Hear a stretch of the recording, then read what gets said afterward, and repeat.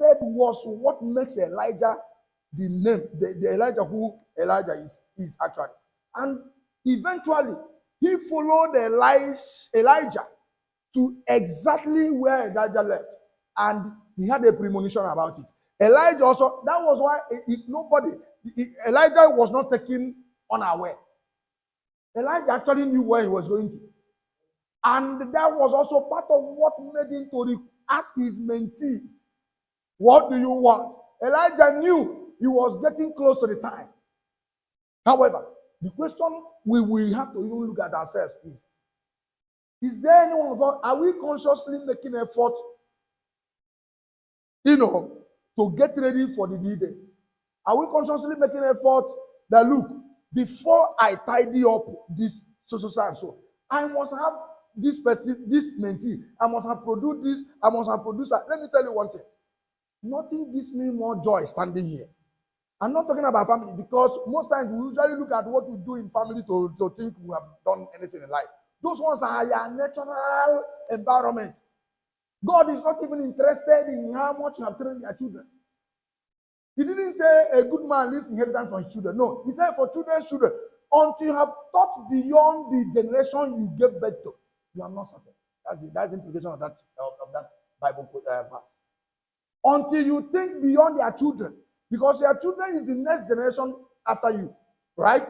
Until you think in the next generation after them, that means not the generation you gave birth to. You are still doing yourself a favor. Until you thought beyond the generation you actually gave birth to, that's when you have started thinking. That's why that Bible verse is in that manner. So, therefore, Elijah permitted Elijah to follow him until he got to where he had no need for that anointing any longer. Are you following me? Until Elijah got to where he had no need whatsoever any longer of that anointing he was carrying. It has to go to someone else.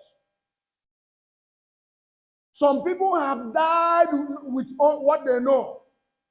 They say, this is what makes me number one in our field. This is what makes me number one in our family. This is what makes me number one in this and that. And no effort, even at the point of death, no effort to release such information. No effort to teach another person. No effort to replicate it. No effort to try to make that thing become useful to the world after.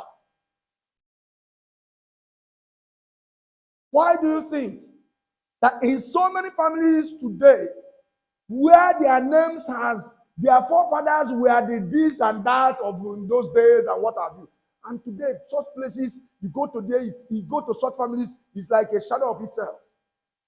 Because those that lived that time, who were seen as the biggest juju man in their community, they can just hit a tree with their left hand, that tree will dry.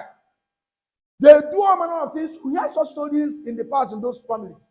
Go back to those families today, and you'll be shocked that even 1-2 generations after, that family is still a shadow of itself. It's because there was a legacy that was made, that will continue to speak for them. I don't want to go into spiritual implications of those things, but there is something we are assessing here that will help us. All right? Now follow me. We will look at Elisha. Reading that 2 Kings 2:9-14, we saw how, Elisha was able to cloak the mantle of Elijah and all that, because when he shouted, Elijah disappeared. He held the thing, and then the Bible recorded he tore it, and then kicked Elijah's mantle, and that was what enabled him to get to the river, and he used it to perform the first miracle, and then the sons of the prophet on the other end saw it and said, indeed, the spirit of Elijah do rest upon Elisha. All right? They even went to him and said, about 50 of them are there, let's go and search for Elijah. Maybe the spirit, the way they carry and throw him to another bush, another forest. He knew what happened.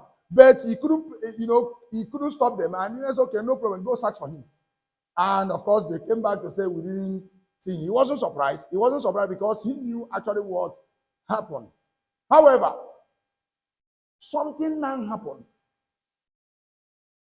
After he performed the first miracle of, the healing the water and whatever. But the first encounter he had with human being, the first test, the first real test happened. Something followed it. So let's go to Elisha. First, I said that Elisha left a legacy of unforgiving spirit. Elisha left a legacy of unforgiving spirit. He started the very first encounter he had with a human being, where he is tested on how to use his power on his fellow human being. He failed woefully. We will see that now. All right. Let's go to 2 Kings chapter 2, 23, verse 23 and 24. Can someone help us? Just 2 Kings chapter 2, verse 23 and 24. Only two verses. Let's pick it together. 2 Kings chapter 2, 23 and 24. Let's look at it. Hallelujah. And went up he went off from there to Bethel. And while he was going on the way, some small boys came out of the city and yelled at him, saying, "Go up, you bad head. Go up, you bad head." 4.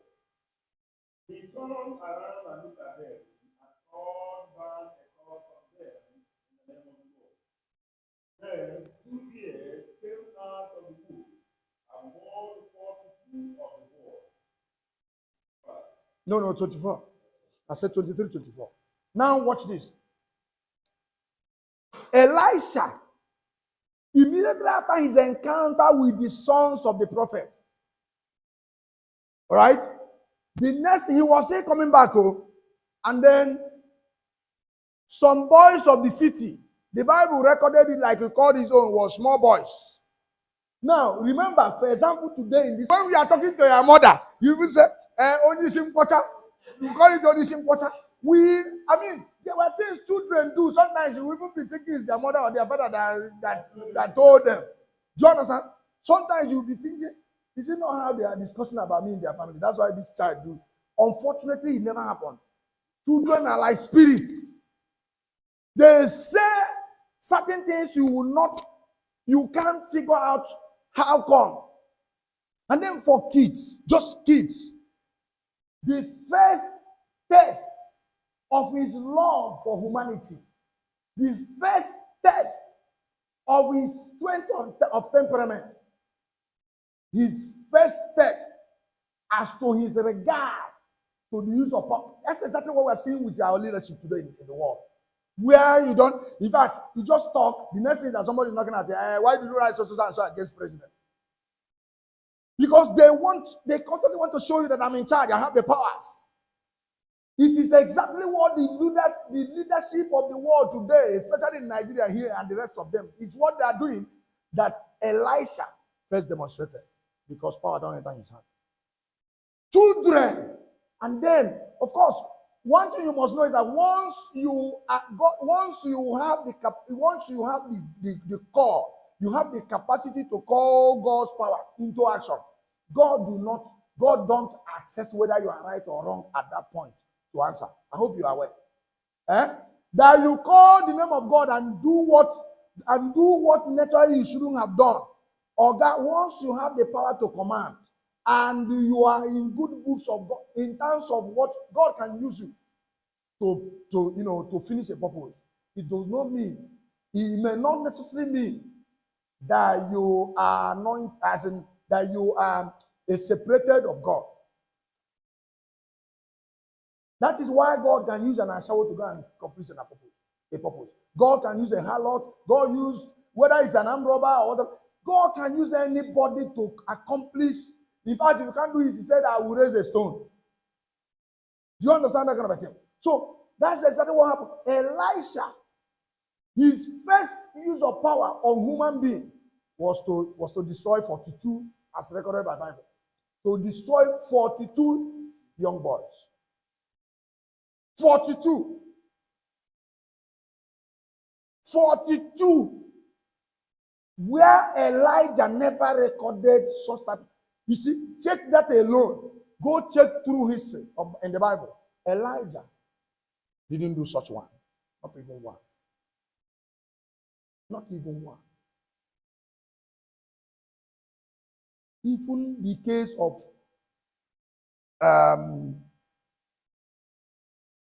all of them, both the case of Baal and whatever, Elijah could have can command that fire to catch both to every as in. But Elijah has this way of subtly presenting who God is actually to you. Without making God himself. He gradually bring you. He doesn't make noise. Elijah, he was one who said, let's set this and call on. If now you are on God, I am don't mind. Make on whatever I like, whatever. He wants you to know the true test of God. Elijah couldn't have handled those children as Elisha did. He couldn't. And as if that was not enough. Another one is that Elisha left a legacy of leprosy. Let's go to 2 Kings chapter 5, verse 15 to 27. Chapter 5, verse 15 to 27.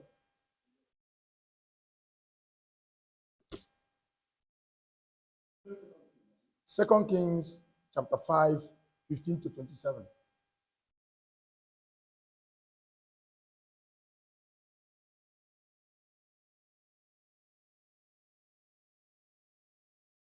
Then Naaman and all his attendants went back to go to the man of God. He stood before him and said, now I know that there is no God in all the world except in Israel. So please accept a gift from your side. The prophet answered, as surely as the Lord lives, whom I serve, I will not accept a thing. And even though Naaman urged me, 17, if you will not, say to Naaman, please let me, your servant, be given as much bread as a purse of more can carry. For your servant will never begin to make one sacrifice to any other God. But may the Lord forgive your servant for this one thing. When my master enters the temple of Rimmon, to bow down and he is giving on my hand, I have to bow there also. When I bow down in the temple of Rimmon, may the Lord forgive your servant for this. Go in peace, Elisha said, after the man had traveled the some distance. 20. Then Gehazi, the servant of Elisha, the man of God said, see, my master, has spared this man this year, in not accepting from his hand what he brought. As the Lord lives, I will run after him and get something from him. 1. So Gehazi hurried after Naaman. When Naaman saw him running towards him, got down from the chariots to meet him. Everything all right, he asked. Everything is all right, Gehazi answered. My master sent me to say, 2 young men from the company of the prophets have just come to me from the hill country of Ephraim. Please, give them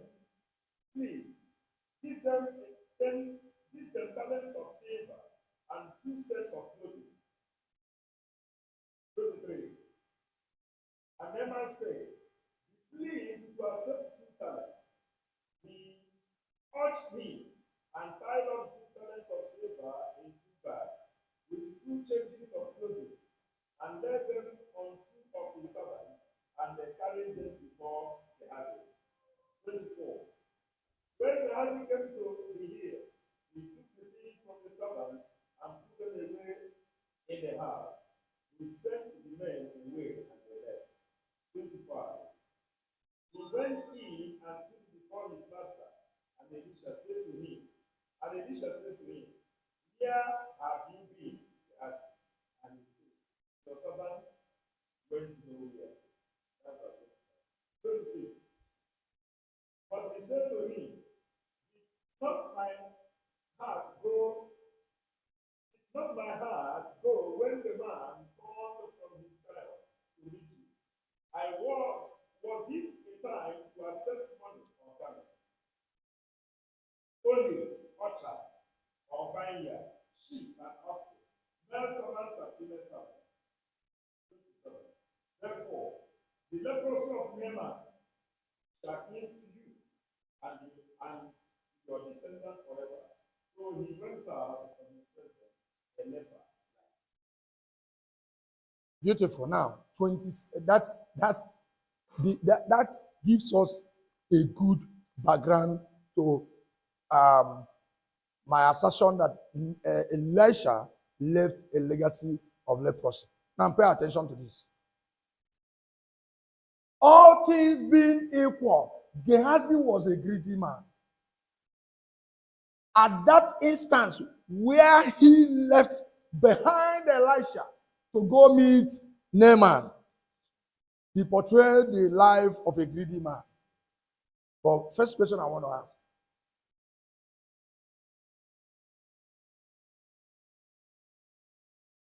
If there is no sin, would there be any forgiveness?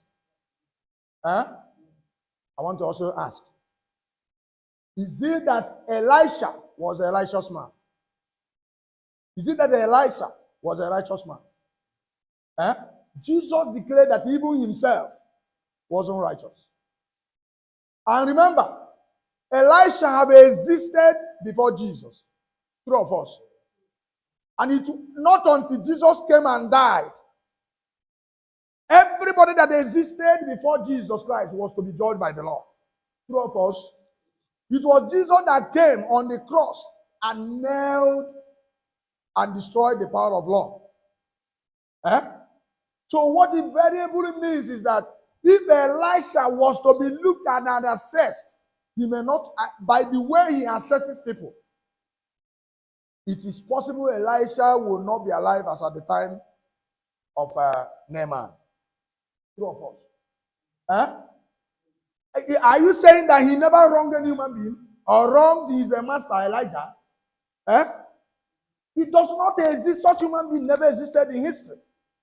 Even when the time of Jesus, who was only conceived of just Mary, but was never through the law of process of reincarnation, came into this earth. Yet such man said he shouldn't even be regarded as being righteous.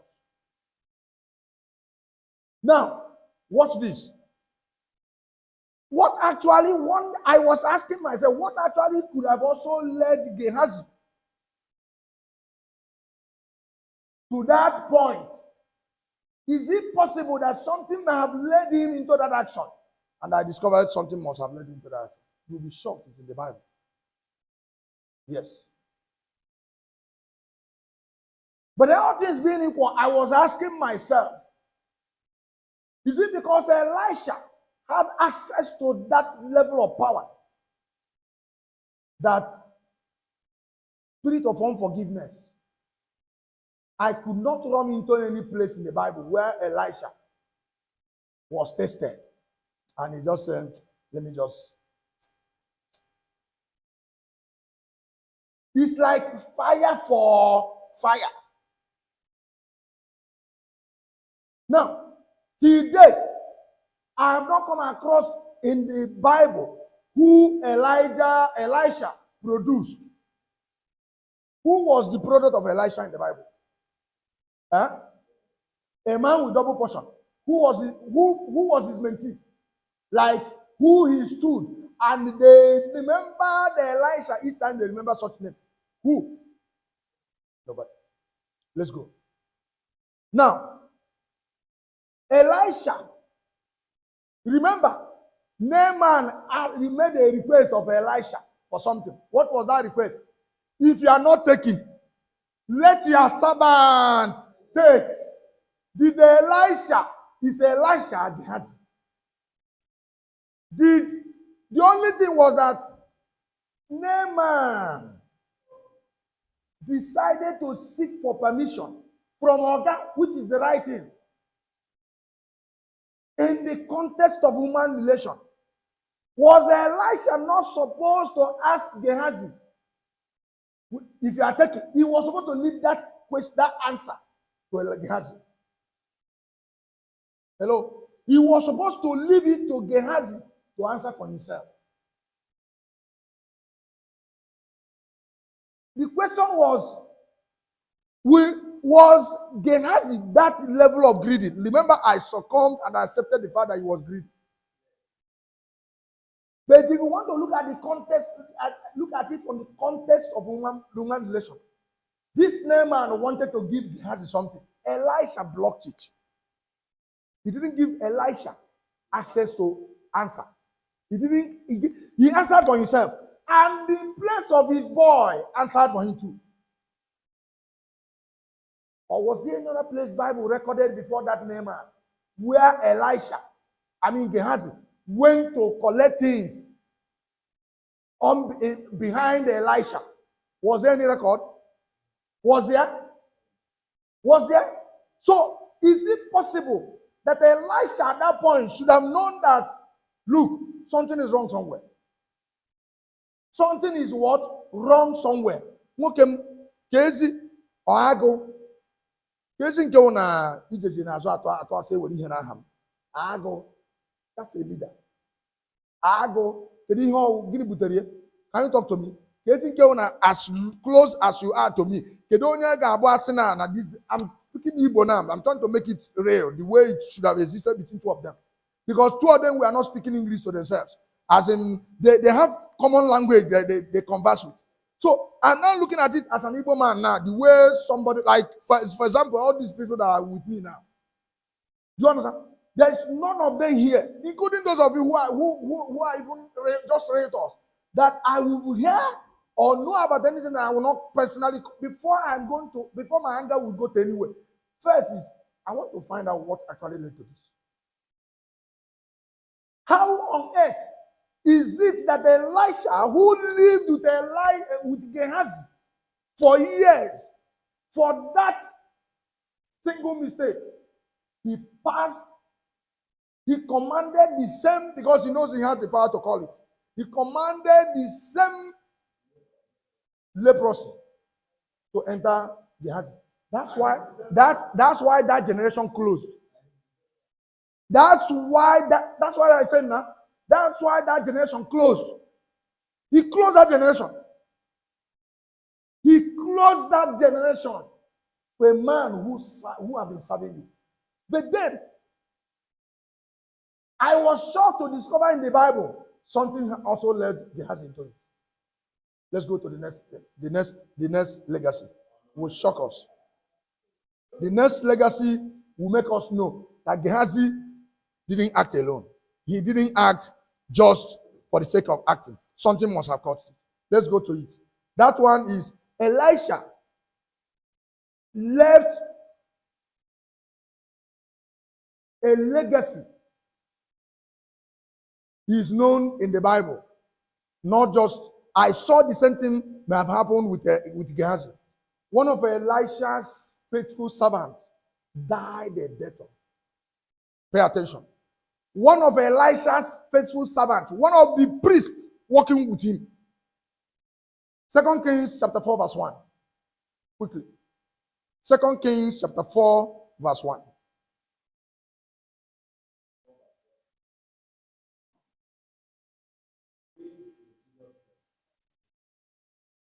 The wife of a man from the company of prophets cried out to Elisha, "Your servant, my husband, is dead.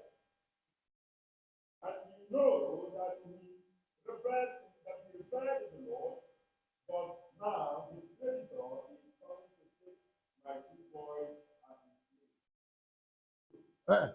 Just one is enough. And there's something I want to start there. And that's exactly what I've mentioned here now. I can't remember the particular version of the Bible that puts the particular language. It said, the woman, it's okay, you can sit down. You can sit down, it's okay, right? Pay attention. When one of the sons of the prophet died, he died as a debtor, and he was a faithful servant to Elisha, one of the priests working with him. Now, pay attention what the Bible says. The people he was owing came to this woman to collect their 2 children, because in those days, you use whatever you have. They collect whatever you have to pay back for it. You get what I'm saying? To pay back for it. Now, this woman ran to Elisha and said, my husband, that's the language, it sweet me a lot. My husband, you are faithful servant. That was what the woman said to Elisha. My husband, you are faithful servant. The people he was owing, they have come to collect my children as payment for their debt. Now pay attention. People were serving Elisha. Somebody one of the priests serving one of the sons of the prophet, died owing. When Elisha had access to food, had access to whatever it is, Elisha had access to things. One of his servants died a death of thought, to the point that if the woman did not even run to him, the children of his servants would have been taken as slaves. Excuse me. I can simply understand that Elisha was too economical to the point that people working with him were suffering. Period. No, but that's what Bible recorded now. I did not record it. If Bible made us to know, it's not everything that happened that Bible records. But let's work with the one that Bible has written. Do you understand? Like one of my spiritual leaders said, we are silent where the Bible is silent. We are vocal where the Bible is what? Vocal. We emphasize where Bible emphasizes. So, my dear brothers and sisters, if one of the faithful servants to Elisha died as a debtor, it means people who served Elisha were in hunger. People that worked with Elisha were in hunger. People that worked with Elijah were not paid salary, if there's anything called salary then. It means once Elisha look at himself and he has enough, he not concern him to those who are working with him. Elisha was too self-centered. How come? Let me take, for example, one of these great men of God today in Nigeria. One of the pastors under him died a debtor. A debtor. Oga, are you not saying, when we remember Gehazi, Naaman, and what have you? I don't know human being like me and you. Is it because they are not being told in the Bible as a story? I don't know human beings. You don't have the same feeling you have. Now, you were seeing one of the priests died a debtor, where his children were even nearly taken as slaves. And you were never married. In your presence, the same organ they stop people where one give you gift. Let's reason now. Do you understand? I took time out to study the life of Elisha and the implications of his acts. This Bible recorded that one of his, the woman put it to him direct. And the Bible recorded, Elisha did not argue with it. Rather, he started seeking for solution. Do you have any whatever in your house? You man say, yes, I have so. He said, now go and gather it. Whatever. And this one, now, of course, he has access to the power that performs the miracle. So he did the miracle. However, but before then, this woman challenged him, my husband, you are a faithful servant. The woman told him completely without rejecting that my husband served you faithfully. Yes, that was how I recorded it. My husband, you are faithful servant. One of the people is owing. People in the they don't come collect they won't collect my children for as payment for their debt. This person has died as a priest. Somebody who is still on the process of being, maybe he's a deacon, he's a seminarian or whatever. He's seen right before him. Somebody said, Oga said, they collect. And the person said, let your servant collect. This same man did not say, like me and Ben there here now. Ben, well, I don't interested. India can tell Ben. Do you understand? The act of going behind to go and lie will be condemned. Completely condemned. To go and lie using Elisha's name. But the question is still this. When he knew, because his spirit was with him, is he passing that leprosy to him and the generation? What a wicked and irresponsible act. Sometimes we think God is a joker. You use all the powers you have. The way God will silence you and your generation, that nobody, years and years after, look at thousands of years. The question I still ask, who knows about Elisha? If not in the church where they are preaching, and there is an emphasis on Elisha. Apart from that, who mentions Elisha anywhere? Which Christian musicians has music composed, singing Elisha here and there? Why are people, Lord of Elisha, Elijah, send down fire, and God of Elijah, God of this, God of that? Who amongst us prays with God of Elisha? That's a very serious question. Very important question. It has to do with legacy. There is a way you act now. Next, in the years to come, God will close everything that has to do with your name and your generation forever. No matter how far you have walked with him. Take it or leave it. Elisha is a good and standard example to us for all that we do. This man, people that work with him, me, and they work with you, I see those who are before me, even they died owing debt.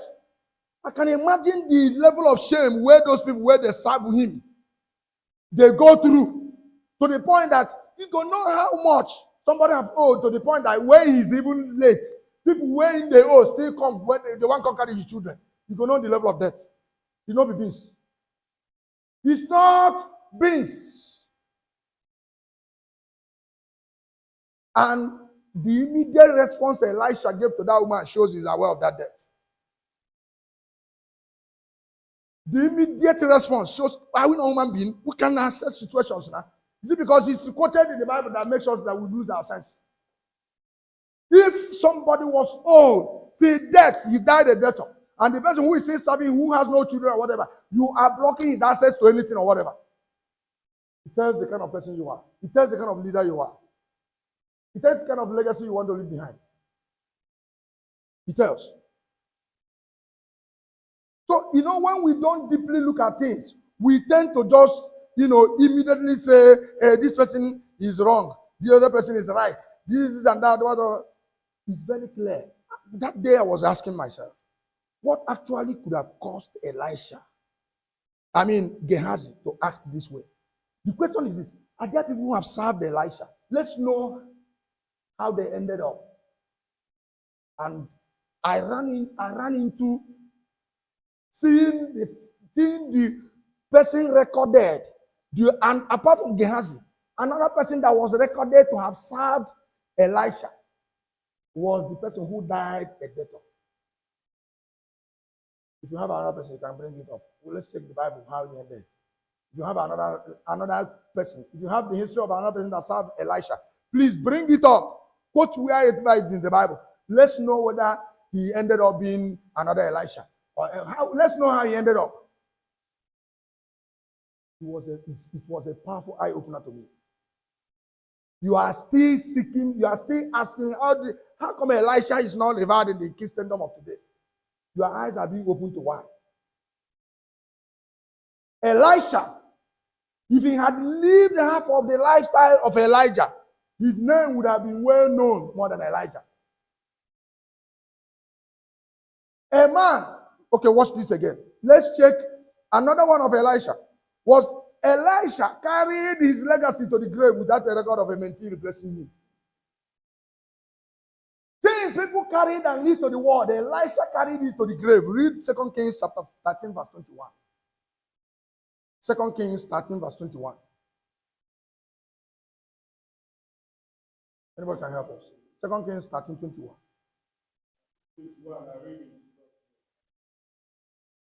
Once a while, some Israelites were burying a man. Suddenly they saw a band of raiders. So they threw the man's body onto Elisha's stone. When the body touched Elisha's bone, the man came to life. Good. That's 21 only. Only, yes. Did you hear him? Is my ear bigger than yours? The grave this man was buried. They carried the body, they were cut. He mistakenly touched her. And the person came back to life. Excuse me, ladies and gentlemen, does it show you what this man went to the grave with? I never transferred it to anybody. He didn't even transfer, yet he didn't even also raise. It's not like, because it's not about that power. If he didn't follow Elijah to that point of exit, he will not carry that double portion, right? He wouldn't carry that Elijah's spirit transferred onto him. But he would also have been another prophet who will, whatever he does, they will say, this is the product of social person.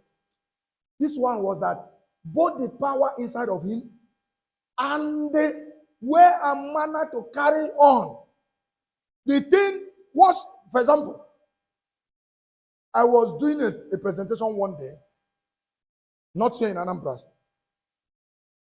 In our network marketing days, somebody was passing through a wall, like a passage like this.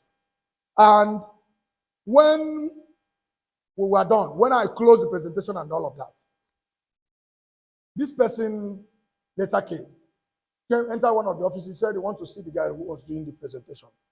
And they called me, said, okay, yeah, it's true. Okay, so he started asking me questions. He was one of the biggest leaders in our business system. That's why he wanted to know me a little bit more. And at a point, he answered, you wonder so person in his team. He said, yes. He said, no wonder. He was the person who mentioned it. When I wanted, he said, are you under? I said, okay, no wonder. I saw exactly how he speaks when you are talking. So, and the same thing happened in Timothy, where Paul told Timothy and said, I see the same spirit in your grandmother Lois, and even in your mother Eunice. Is it biblical?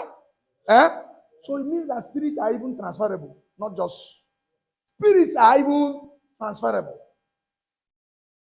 How much more mentorship?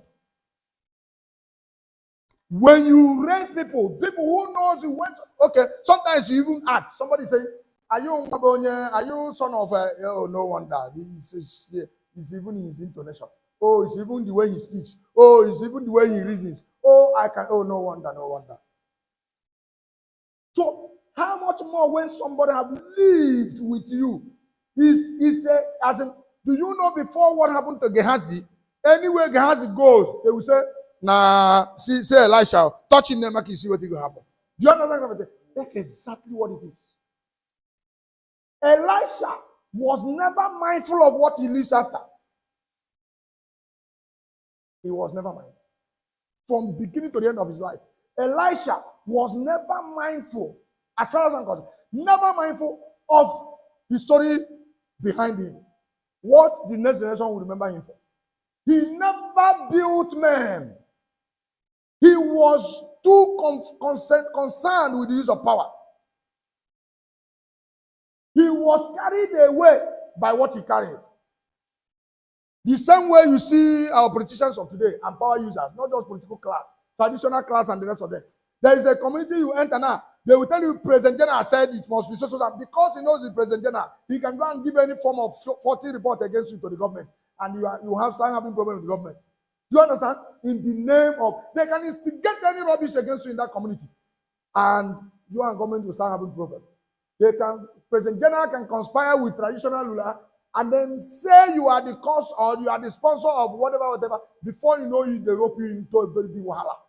People are more concerned with the use of power than what the implication of the power means to the society after them. That's exactly what Elisha was. I imagine one day I was imagining seeing Elisha, the president of Nigerian society today. It would have been more terrible.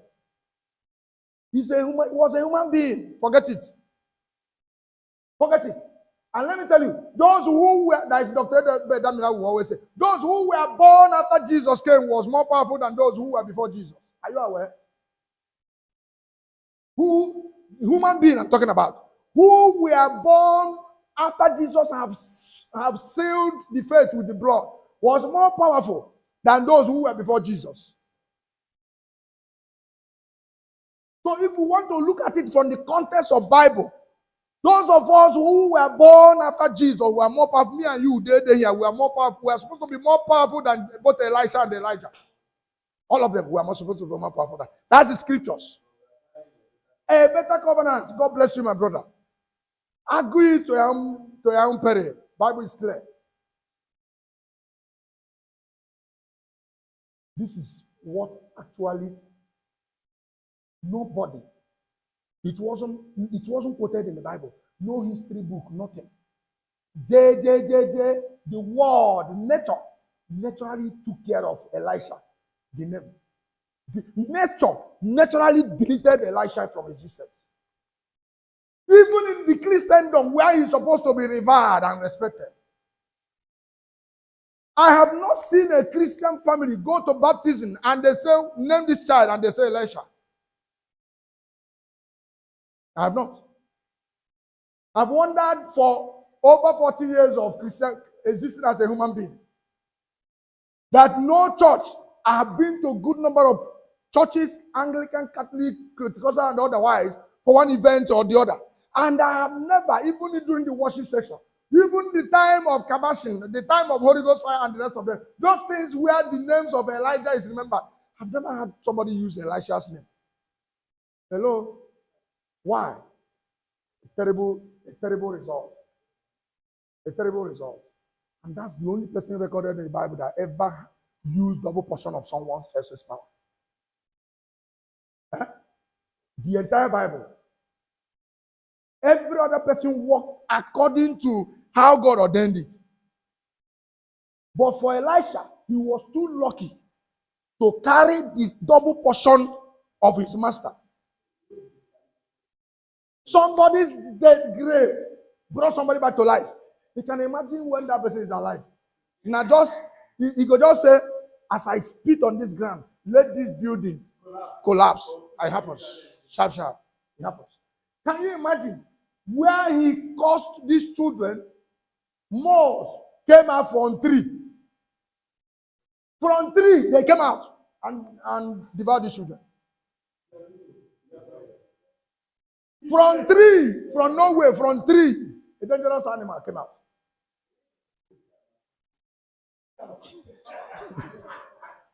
So, my brothers and sisters, the fact is that it is a session to open your eyes to a very dangerous concept, a very dangerous situation. And if you do not take time, if you do not be careful, if you are not careful, you end up sowing the seed worse than that of Elisha. So it doesn't end up with, we are selling properties, whatever. I have a particular person, name withheld. He knows this company, these particular properties these people are selling is in government allocation. He knows it. It's not that he doesn't know it. And I'm talking to this person one-on-one. You see, when the wahala go start,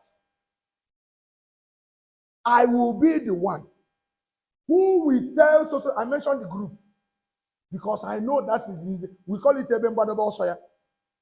I know that's where he will run to. I know the people he's going to run to come and help him. I said, you know they will listen to me before you. And unfortunately, Nami will be saying that then go. Most of them will say, since Emeria said, testify that he's not out, let's just help him. Nami will be saying you go expect to even help you to push it. Nami go be the person who will tell them, nobody should come to your help, and that we come out fully to back whatever that will happen to you. I told you one. I didn't tell somebody to tell him, he's not phone. I don't do things because I am conscious of a legacy. Know it from today. Me, Emeria, I am conscious of what I leave behind. It's not just about making money. If I'm interested in just about money, I see deals come sometimes. When I mean the language deals, you understand what I mean? I see some of them that, I mean, what is concern about overload now? You go and buy, they see you with Jigger, they see you with the roads, they see you with, they see you with fence, they see you with something, whatever, carry healers, this and that, blah, blah, blah, and all the rest of them. But somebody will end up one day and is crying bitterly for you. Somebody's eye drop one day will touch the ground, and that will seal your entire generation for the next 10 centuries. One eye drop, you think everything is just about, let's collect the money. After waiting concern me. He said he wanted this. If I go and say, I know no saying like that, it's be. For people, it doesn't, and this is the reason why a lot of people are duped in this field. Error, I repeat, error. People are no longer concerned with how things end up. So let's go. The question is this: how do you know you are not preparing to leave a legacy? How do you know you are not preparing to leave a legacy? It's important. How do you know? Number one, content. Content. When what we say, contented.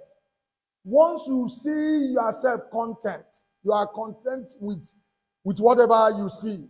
You wake up and, I work with the governor, I work with the commissioner, and my salary is 250,000. And you are content with that money. After all, it solves your immediate problem. The moment you find yourself where you think about yourself, not you and the society, you are in. You don't know. Let's go to the Bible, because it's good to always allow us to learn. Luke chapter 12, verse 19 and 20. Luke 10, 19 and 20. You're copying? You're still copying? Maybe I'll go and look for it and read for myself. Luke chapter 10. Luke 12, I mean to say. And 20. And I said to myself, you will have plenty of grain made up for many years. Take life easy. Eat, drink, and be merry. Fantastic. But thou said to him, no fool, this very night your life will be demanded from you. And who will get what you have? Beautiful. So read, go again to that 19 again. Read that 19. It's very important. And I will say to myself, you have plenty of grain laid up for many years. I will say to myself, I have plenty of money that can do things that I want. After all, I know they lack anything. Continue.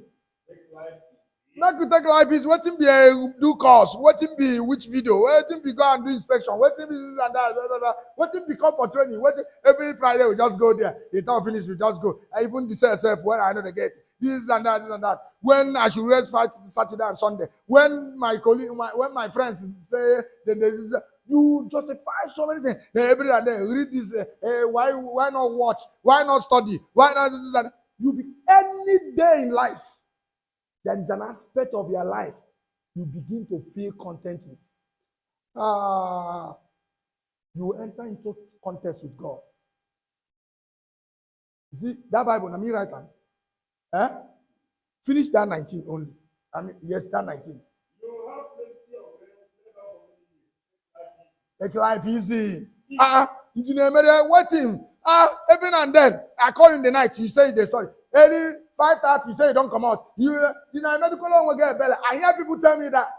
You know, let me tell you, the moment that voice start coming, what Jesus did to Peter is exactly, or said to Peter is exactly what I usually hear. Satan, go you behind me. Say, I'm not seeing your name. I see Satan coming straight. I don't know if you get it. Because working hard and especially working smart, do not mean when you say do and rest. Excuse me, every human being has a language. The body has a body language. That you work all times do not mean you don't take care of your body, don't take care of your health. I don't know if you get me.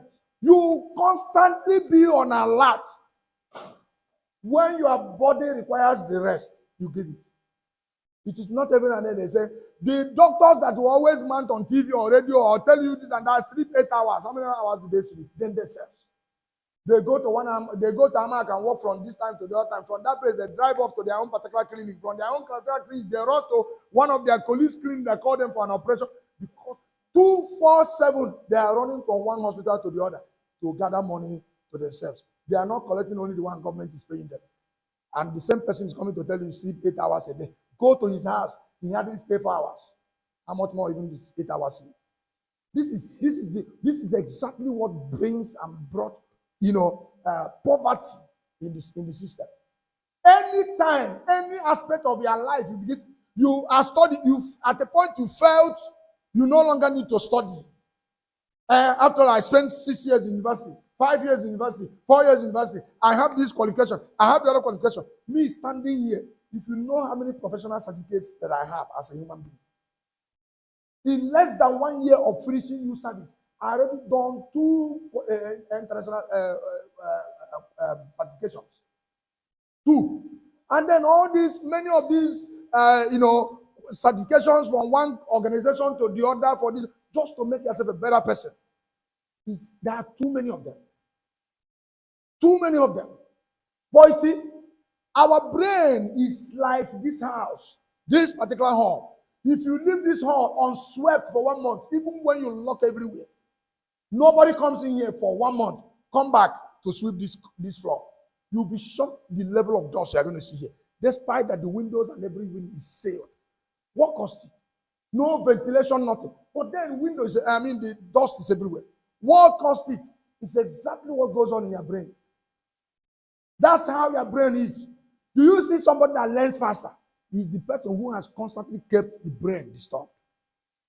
Because every now and then, the brain keeps on working. That brain will collect and magnate something faster than the one whose brain have been left idle for years and months. From January to December, January to June, no book you will learn as you have studied. Nothing you will say, I've learned and I've taught another person. You are in. That's the reality. If any aspect of your life you are not constantly improving, you are beginning to get content. You are getting content with it. That's the honest truth. And it's a danger. Big time danger. It's a big time danger. You must try to avoid by all means. Try to avoid it by all means. Let's check again. We'll have the next one. You know,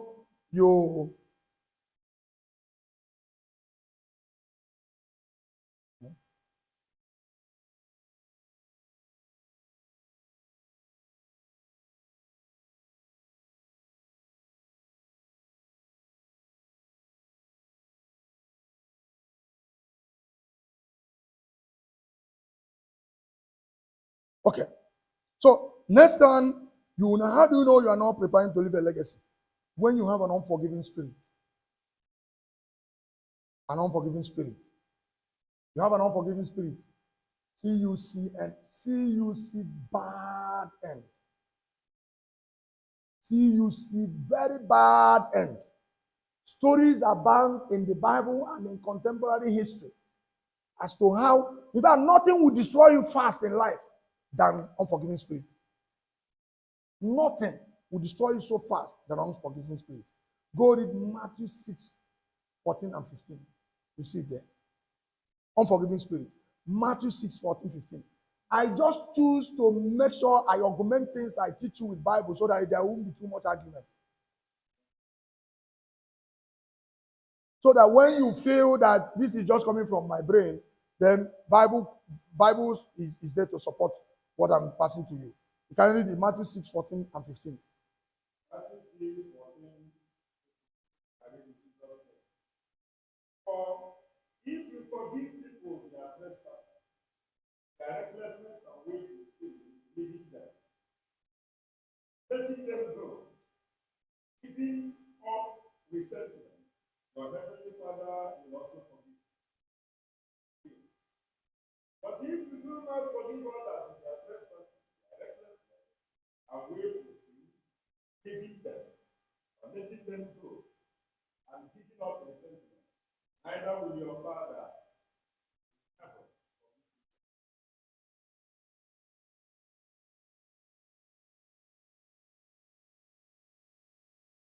So I don't even think that this needs explanation. It's absolutely very clear as to what it stands to mean.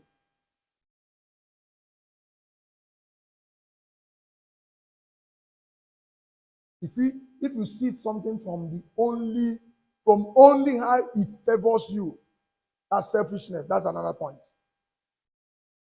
Selfishness. We are treating how you know you're actually not preparing to leave any legacy.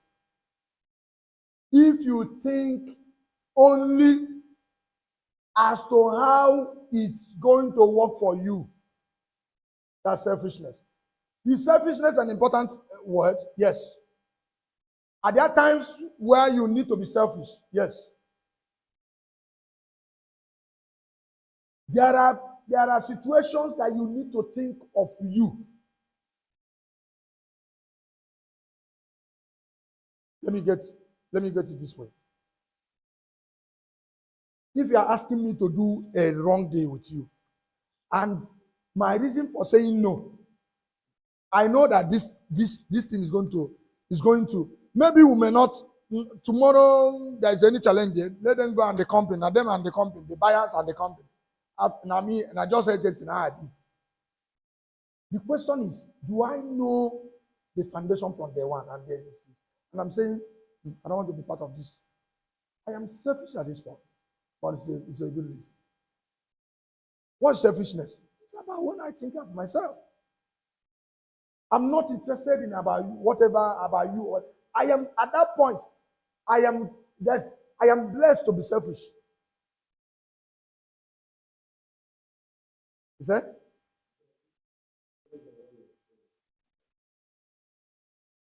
That's what I'm saying. But the language selfishness is about me. That's why I'm saying in the positive, there is a time you are permitted to be selfish. That's what I'm talking about. There's a time you are permitted. So it's about being selfish in the positive sense of it. Are you getting me? So, but if any time be selfish, for example, I don't want to do this after all, how does it benefit me? Hello? How does it benefit me? It's selfishness. And you know it's going to benefit others. Why don't you render that service? If this is a leadership class and I'm teaching the self-aware leader, that's what is called a self-aware leader. There's even a book written on that by John Maxwell. Self-aware leader. There's what we call service leadership. Service leadership. You would want to join to make sure that thing happens, even though it's not going to earn you anything directly, even though you're not going to benefit anything, if only you are a service-oriented leader. And let me tell you, it is a service-oriented leader that keeps on being worshipped even when he leaves a position. But a position-oriented leader Is the person, if the moment they say another person is just inaugurated today as a governor, like Obianona, go to his house. The way crowd used to gather, you will see them any longer. You will not. So Ludona as a governor.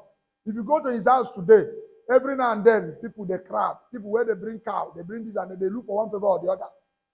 If Toludo hands over today, tomorrow morning go back to his house. Tomorrow, just tomorrow morning. In fact, on the process of getting inaugurated, people are already, those who are allegiance to him, are already beginning to, they are aligning their allegiance to the next person to be what? Inaugurated.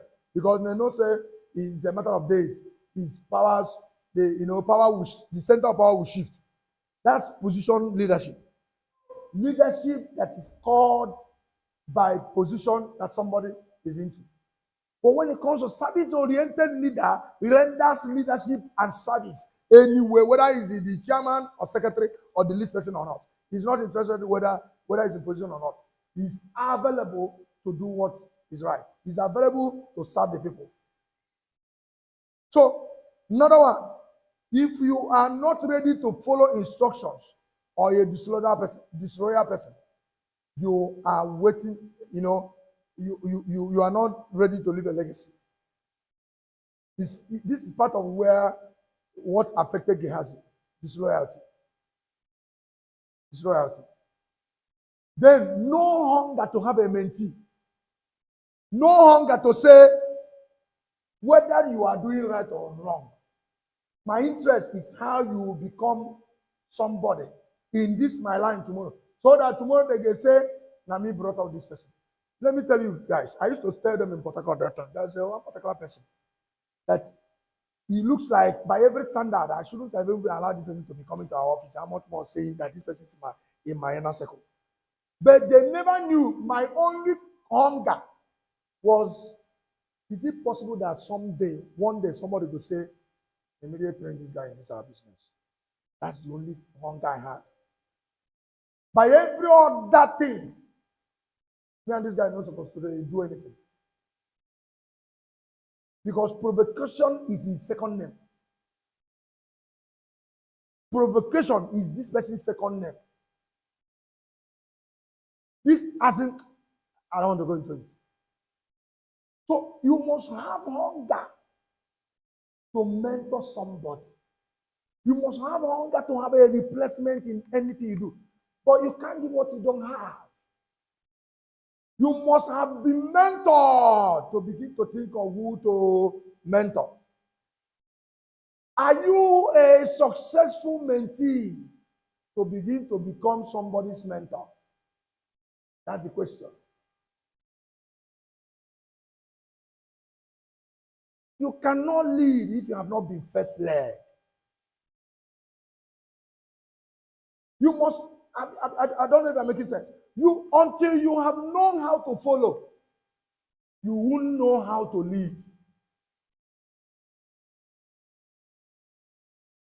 You must, listen, one of my major strengths in calling myself a leader, in calling myself a mentor to others, is that from Abuja to Lagos, Port Harcourt, Anambra, Enugu, Owerri, I have people that are doing one thing or the other very good in business that from the one I can remember from the scratch how we started. However, I did not enter into that fold. I had one of my mentors in business find me an amount.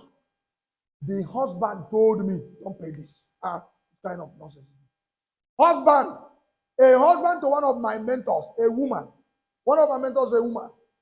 The husband called me in Engr Emeria Eze and said, for this reason, she said you should pay, as a punishment, you should pay this amount if you will continue to be part of this team, part of this, part of our mentorship circle.